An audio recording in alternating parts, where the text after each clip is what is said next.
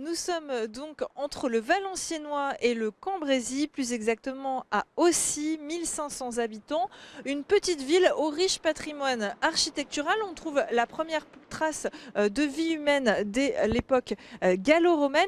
Et puis, il y a d'anciens bâtiments dans cette commune et notamment une ferme qui date du 19e siècle, la ferme du Hamel. On vous y emmène aujourd'hui pour vous montrer ce que l'on fait aujourd'hui, c'est-à-dire de la formation pour de futurs agriculteurs. Et Christine, nous sommes donc dans une ferme-école, une ferme où 135 élèves viennent se former au métier de l'agriculture. Et puis, cette ferme, c'est avant tout un joli bâtiment, un bâtiment ancien. Alors, vous êtes le professeur d'histoire de cet établissement. Racontez-nous, c'est quoi l'histoire justement de cette ferme? Elle date de quand? Alors, cette ferme est un site agricole depuis le 9e siècle. Et les bâtiments que nous avons ici sont du début du 19e. Entre 1822 et 29, tous les bâtiments ont été construits. Certains ont été détruits. On a un agrégat de différentes architectures. Les plus anciennes sont les granges qui sont derrière nous. Et puis les sous-bassements en grès sont vraiment les plus anciens. Alors, la ferme, elle a eu quand même une histoire, hein, c'est-à-dire que pendant la Ouais. Première Guerre mondiale, elle a été pas mal détruite et vous l'avez reconstruite. Il y a eu effectivement des dégâts dus aux deux guerres mondiales. Encore des impacts de balles dans certains murs. Et puis des destructions aussi, parce que la ferme n'a pas été entretenue après la Seconde Guerre mondiale, notamment une grange qui est devant nous, qui est disparue. Alors, il y a un joli porche par contre qui est Oui. resté, où on voit justement cette date de 1822 et puis un petit peu la devise de l'agriculteur. Ah oui, donc on voit deux symboles sur cette clé de voûte. Il y a à la fois le soleil et la lune qui indiquent qu'on travaillait du matin au soir. Et on a aussi un symbole qui représente le pigeonnier, qui est vraiment l'élément architectural le plus remarquable ici de cette ferme.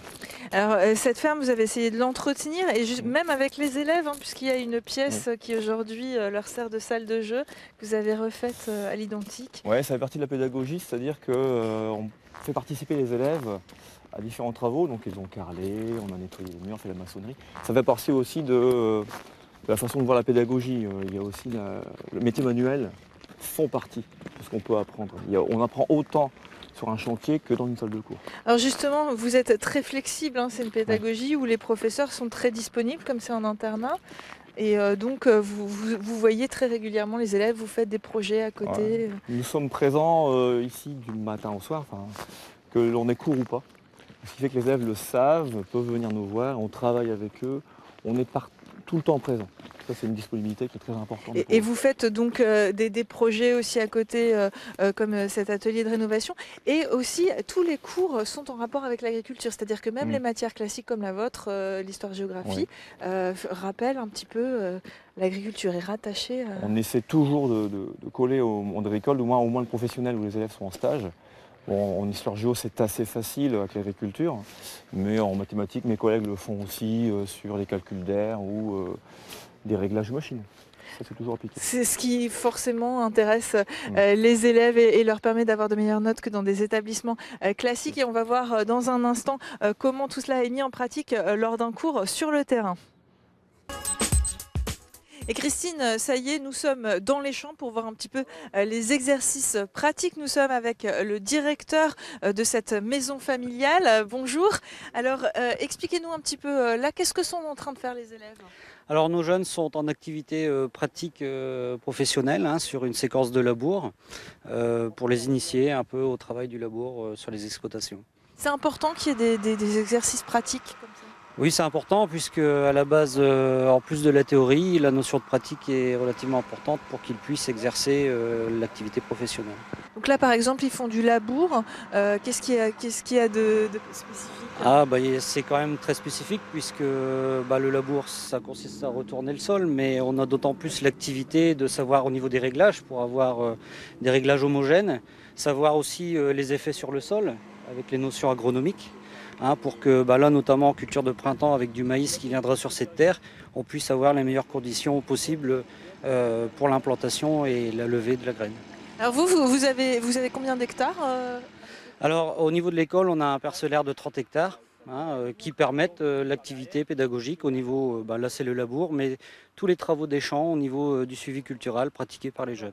Donc là, c'est pour une formation bien spécifique, hein, un bac professionnel. Voilà, donc là, ce sont des jeunes en terminale bac pro professionnel agroéquipement, qui passeront d'ailleurs en fin d'année. Donc, chaque élève, en fait, chacun son tour, fait du coup du labour, hein, c'est ça?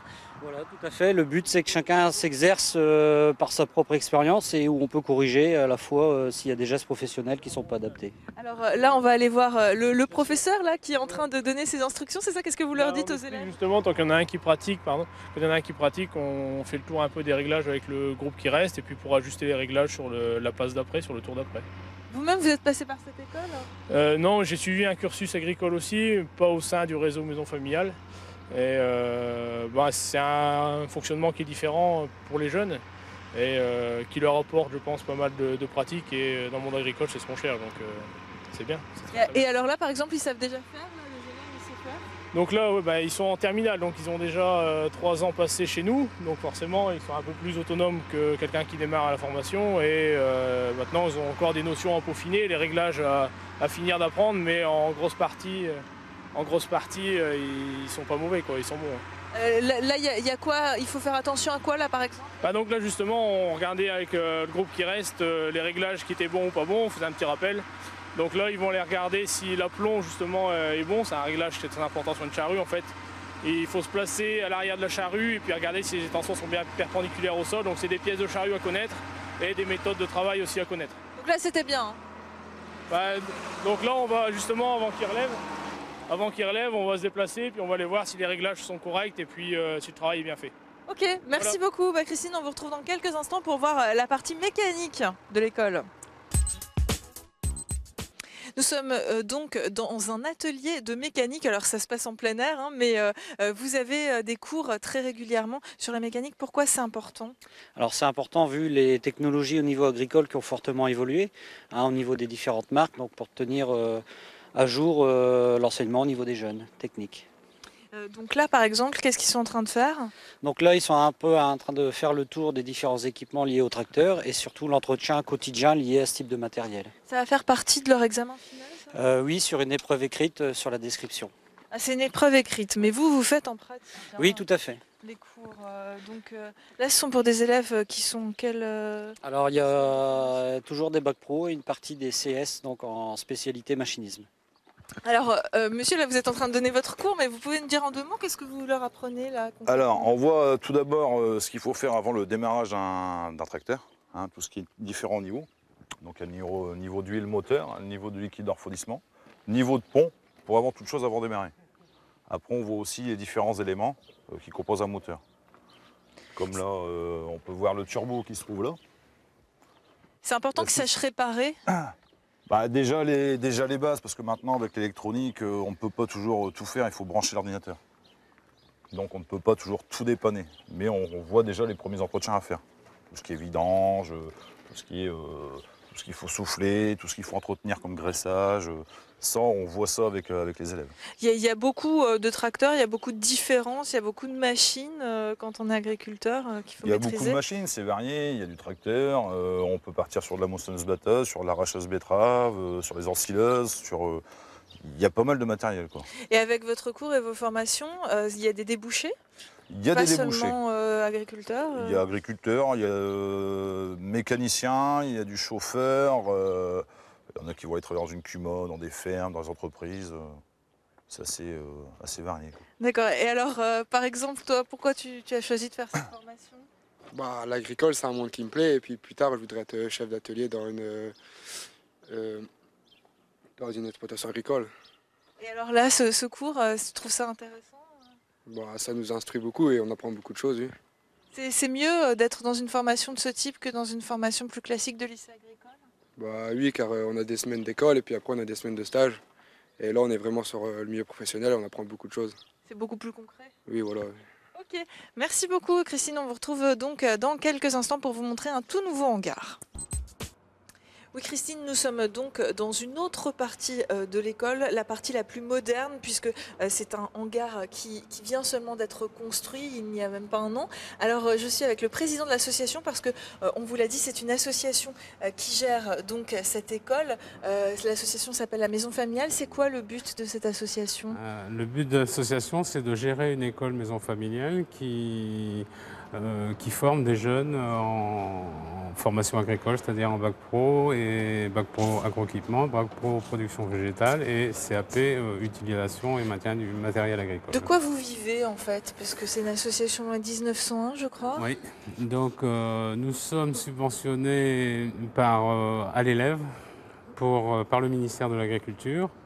Et les parents payent une cotisation annuelle pour avoir leurs élèves qui sont internes dans la maison familiale. Alors on voit là, il y a beaucoup de matériel neuf, ça doit être très coûteux, non? Comment vous faites? On essaye avec nos petites finances d'arriver à gérer par des prêts, par des achats, par des dons d'entreprises pour arriver à ce que nos jeunes aient des matériels performants qui servent toujours actuellement, quoi. Qu'est-ce qui vous a poussé à faire avoir cette démarche justement de former des jeunes plus sur des côtés très pratiques en fait? C'est parce que les autres formations n'étaient pas assez concrètes? On s'est aperçu que les jeunes qui arrivaient en fin de formation n'étaient pas opérationnels dans les entreprises. Donc, en faisant une formation qui est en alternance, c'est-à-dire qu'ils sont souvent, en règle générale, 15 jours en exploitation ou 15 jours en entreprise et 15 jours en cours à la maison familiale, à avoir des jeunes qui sortent au niveau de leur bac ou de leur formation post-bac, qui soient 100% opérationnels. Dès la quatrième, hein, c'est ça la spécificité. À partir de la quatrième. Donc vous avez des jeunes, dès qu'ils ont 14 ans... Qui peuvent rentrer en quatrième, troisième ou en seconde pour partir directement dans les bacs.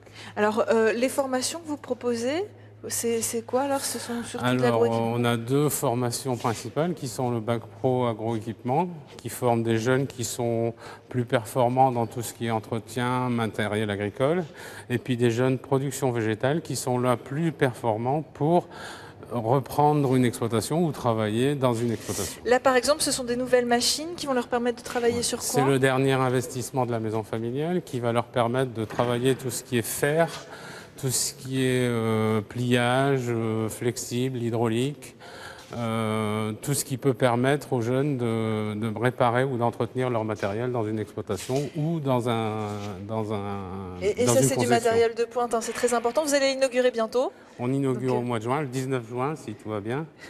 Et c'est du matériel vraiment professionnel. On n'a pas hésité à investir. On est subventionné à hauteur de 60% par le conseil régional. Merci beaucoup pour toutes ces explications. Donc Christine, voilà, ce sont des élèves qui viennent donc à la maison familiale pour apprendre le métier d'agriculteur. J'espère que ça vous a intéressé. À demain.